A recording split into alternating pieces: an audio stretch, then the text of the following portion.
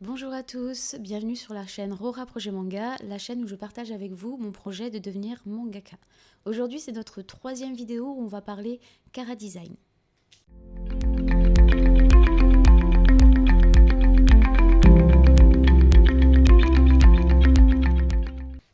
Attention, on va parler Chara Design mais pas uniquement. Parce que quand on crée un personnage, le tout c'est pas juste de faire un personnage beau et stylé, c'est aussi de lui donner de la profondeur, une personnalité, un background qui va le rendre intéressant pour le lecteur. Pour cela, je vais m'aider de différents ouvrages que j'ai pu acheter au fur et à mesure de ma recherche pour écrire quelque chose de fort et de complet. Je vous mettrai le lien de ces ouvrages en description. C'est pas un placement de produit, c'est juste moi qui partage avec vous les ouvrages que je pense être pertinents dans ce domaine. Je vous les montrerai aussi au fur et à mesure pour vous expliquer en quoi ils sont intéressants. Donc me tombez pas dessus en commentaire, c'est pas pour me faire de l'argent, je vais pas être payée pour vous parler de ces livres. Un ouvrage qui m'aide beaucoup, j'espère qu'il vous aidera aussi, c'est le livret d'écriture Créer des personnages emblématiques de Bill Skinner. C'est un auteur français et il est vachement pratique parce qu'il permet à la fois de réunir la théorie et de la pratique dans le sens où il y a des petites fiches dans lesquelles on peut écrire au fur et à mesure pour créer ses personnages. Je trouve qu'il est vraiment bien fait. Je vais vous mettre le lien en description et vous regarderez si ça vous intéresse ou pas. Une fois que j'ai bien travaillé sur mon héroïne grâce au livret d'écriture, je vais pouvoir avoir une idée claire de son tempérament, de sa personnalité, de son environnement et à partir de ça, je vais pouvoir commencer à créer son design.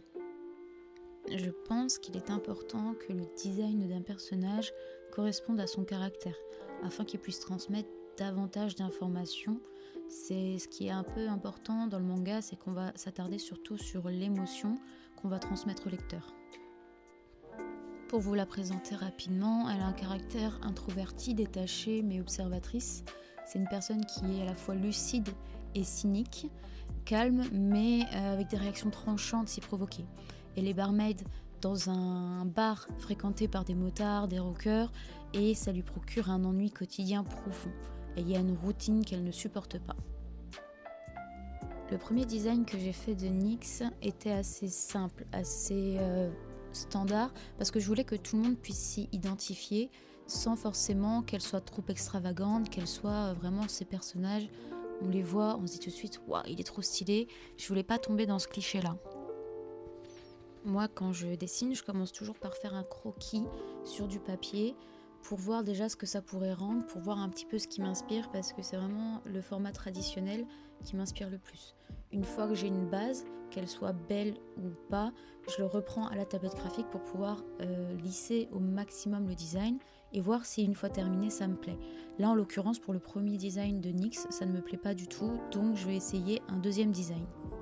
Des fois on s'y attend pas, mais c'est un personnage qui n'a pas forcément été designé pour être beau que le public va préférer. Moi personnellement c'est Yei dans Yu Yu Hakusho, tout le monde me disait « Ah mais moi je préfère Kurama, il est beaucoup plus joli etc. » Moi c'est le personnage de Yei que je préfère, déjà parce que je trouve que son design est original, mais aussi surtout parce que c'est un petit grincheux. Me demandez pas pourquoi, j'adore ce personnage, et d'ailleurs j'ai remarqué que dans beaucoup de contenus, j'aime bien les personnages un peu grincheux. Je sais qu'il est important que mon design corresponde aussi à mon style de dessin, mais j'avais l'impression que le premier faisait pas assez manga. Alors j'ai essayé de retravailler le deuxième en m'appropriant plus les codes des mangas, à savoir des yeux un peu plus grands, plus expressifs. Le souci, c'est que après avoir vraiment retravaillé le design, je me suis rendu compte que ça lui donnait un air un peu plus jeune, qui ne correspondait pas à ce que je voulais du personnage. En plus, son côté blasé ne ressortait plus assez. Donc je l'ai quand même retravaillé au propre pour voir si c'est le croquis qui me plaisait pas ou si c'était le design en lui-même. Comme vous pourrez voir sur le résultat, au final, ça me plaît pas non plus. Dans cette étape, je me mets à avoir beaucoup plus de doutes que dans la création d'univers. Parce que j'ai vraiment peur que mes personnages soient trop beaux ou pas assez, qu'ils soient trop lisses ou que leur personnalité ne plaise pas assez au public. C'est vraiment une étape que je ne pensais pas être aussi compliquée, je dois vous l'avouer. Le fait est que j'ai quand même eu envie de lui donner un peu d'originalité pour le troisième design pour voir si ça me plaisait plus, tout en réincorporant des yeux plus petits pour lui donner cet air toujours blasée, fatiguée, indifférente. Et là, ça me plaisait beaucoup plus. Même si elle avait moins ce côté basique, simple que je voulais à la base, au final, ça me plaît plus comme ça. Donc c'est sur ce design-là que je vais m'arrêter. Je vais même faire plusieurs positions pour NYX pour voir si elle me plaît que de face ou si j'arrive à la redessiner dans différentes positions. Toujours pour ce qui est du design, il faut bien faire attention à faire des personnages de tailles différentes.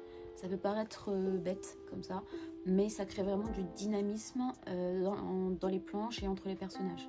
Après, il ne faut pas tomber non plus dans le cliché. Il y a des livres que j'ai pu lire, comme celui-ci par exemple de Boichi, qui est très bien, soit dit en passant, où je trouve qu'il accentue vachement la différence de taille entre les femmes et les hommes, à tel point que des fois on a l'impression que les femmes ont 12 ans.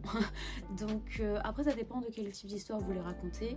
Moi c'est vrai que je vais pas trop accentuer les différences de taille, je vais en faire, mais pas en excès, pour que ça reste un poil réaliste quand même.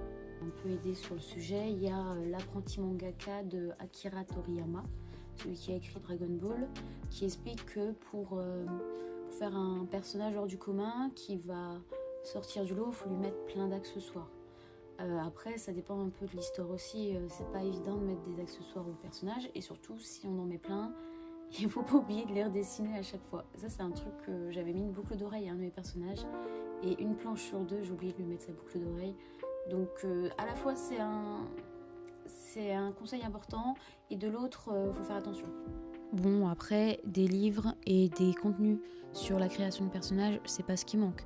Entre ceux que je vous ai présentés, mais également le Forge Monde ou Michael Bieli, vous avez tout ce qu'il vous faut sur les réseaux sociaux et dans les bouquins pour créer des personnages forts sans forcément passer par ma vidéo. Le but là, c'est pas de vous faire un tuto, ce qui était déjà un peu plus le cas de la vidéo précédente. Là, je vais plus vous parler de moi, de mes personnages et de comment je les ai construits. Maintenant, je vais vous montrer comment j'ai créé mon méchant. Plus exactement comment je l'ai retravaillé, parce que c'est un personnage que j'avais déjà utilisé dans les petits spin-offs que j'avais écrits avant de me lancer dans l'histoire longue. Pour ceux qui ont déjà eu l'occasion de lire mes petits spin-offs, il apparaît dans l'histoire de Voyat plus exactement. Bien sûr, là je vais le retravailler parce qu'entre-temps il est devenu plus méchant, il a eu le temps de créer un réseau et un plan machiavélique un peu plus travaillé, et surtout il a vieilli, donc je lui ai fait les cheveux plus longs. Là pour le coup j'ai beaucoup de mal à faire le croquis, je trouve que le croquis est vraiment vilain, donc je vais passer sur tablette graphique pour pouvoir retravailler encore et encore le design sans avoir à gommer et tacher le papier. Il s'appelle Mara, c'est un démon qui méprise les humains et les dieux et qui rêve d'un monde où les démons dominent les humains. Il a pour caractéristique d'être particulièrement jaloux et calculateur, et lui, son arme de prédilection, c'est le poison, plus exactement les armes chimiques qu'il a créées en secret. Il n'est pas spécialement puissant, mais il est très intelligent.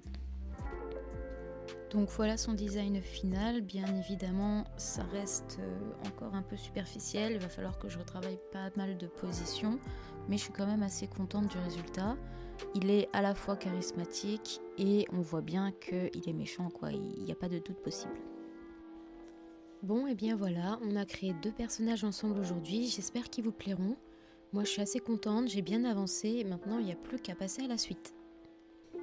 Et voilà, cette 3e vidéo est déjà terminée. Merci d'être resté jusqu'au bout, de l'avoir regardé, d'avoir partagé cette étape avec moi, ça me fait super plaisir. Je compte sur vous pour me dire en commentaire quel type de personnage vous préférez et quel type de contenu. Maintenant, on se retrouve pour une prochaine vidéo, ce sera sur l'écriture de scénario. On avancera doucement, mais on avancera ensemble.